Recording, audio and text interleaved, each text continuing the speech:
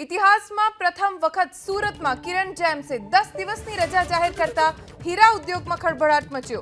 હીરા ઉદ્યોગમાં છેલ્લા 1 વર્ષથી મંદીનો માહોલ છે। એવામાં કિરણ જેમ્સે 18 ઓગસ્ટથી 27 ઓગસ્ટ સુધી વેકેશન જાહેર કરીને હીરાનું પ્રોડક્શન બંધ કર્યું છે।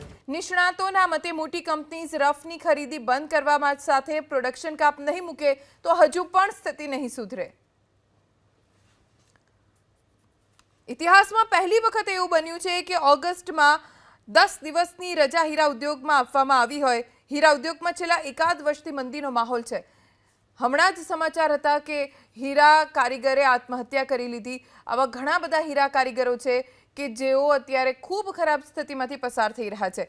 કિરણ જેમ્સે 18 ઓગસ્ટથી 27 ઓગસ્ટ સુધી વેકેશન જાહેર કરીને હીરાનું પ્રોડક્શન બંધ કર્યું છે। નિષ્ણાતોનું માનવું છે કે જો મોટી કંપનીઝ રફ હીરાની ખરીદી બંધ કરે અને પ્રોડક્શનમાં કાપ મૂકે તો સ્થિતિને સુધારી શકાય છે, બાકી આનાથી પણ વધારે ખરાબ સ્થિતિ સર્જાઈ શકે છે।